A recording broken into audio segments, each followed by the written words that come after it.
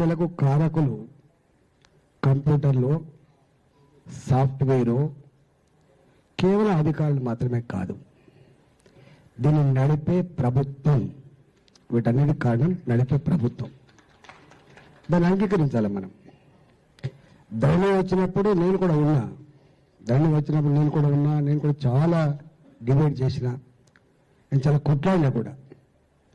ఎందుకంటే తెలంగాణ భూమి కోసం ఎంత రక్త తర్పణం చేసిందో, భూమి కుటుంబానికి ఎంత సోషల్ స్టేటసో, భూమి పట్ల రక్తాన్ని పంచుకొని పుట్టిన అన్నదమ్ములు ఎట్లా చంపుకుంటారో అది చూసిన తెలంగాణ. కాబట్టి దీంట్లో 100కు 100 మీరు అన్న ఒక మాట నేను సూచన కోసం చెప్తాను సుమా.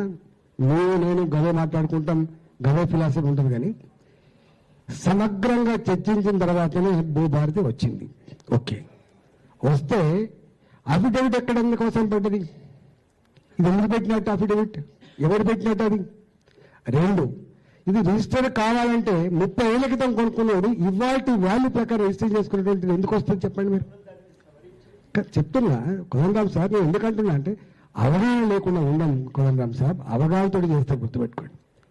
డ్రైవ్ చేయవలసింది ప్రభుత్వం. సీసీఎల్ఏ డ్రైవ్ చేయడు, రెవెన్యూ సెక్రటరీ డ్రైవ్ చేయడు, కలెక్టర్ డ్రైవ్ చేయడు. డ్రైవ్ చేయవలసింది ప్రభుత్వం డ్రైవ్ చేయాలి. ఎందుకంటే ఇంతకుముందు వక్త చాలా మంది మాట్లాడిండ్రు, అనేక సమస్యలు ఉన్నాయి, ఇదొక సమస్య. ఇక్కడ అనేక సార్లు మనం మాట్లాడుకున్నాం. ఏమని? భూభారతి సమస్య, ధరణి సమస్య ఈ ప్రభుత్వం కూలిపోవడానికి ఒక కారణమని ఇంతకుముందు వక్తలు చెప్పిండ్రు.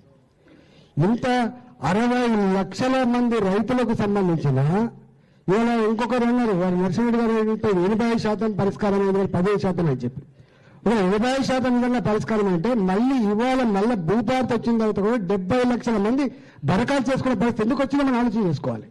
అంటే ఎంత విఫలమైందో నేను అసెంబ్లీలో కూర్చొని అటు ఉన్నప్పుడు విన్నాను, ఏ రాష్ట్రంలో ఏ దేశంలో భూ రికార్డ్స్ అవి గొప్పగా ఉంటాయో ఆ దేశ జీడిపి 2% పెరుగుతుందని చెప్తే నేను కూడా సంబరపడ్డా. కానీ జరగలే. పేన మేలు పేల పడ్డారు, తుంటెత్తేసి ముద్దెత్తుకున్నట్టు అయింది అనేటువంటి ఫీలింగ్ వస్తుంది కోదండరామ్ సార్. నేను మల్కాగిరిలో ఉంటే మీకు తెలుసు, మీకు తెలుసు.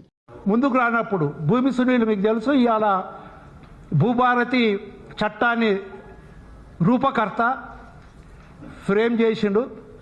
అతనితో కలిసి మేము Telangana social media forum leaf సంస్థ అసలు విలేజ్లో పోదాంపా అని ఫస్ట్ ఒక 4 సంవత్సరాల క్రితము విలేజ్లో పోయి గ్రామ భూన్యాయ శిబిరం పెడితే ఆ విలేజ్లో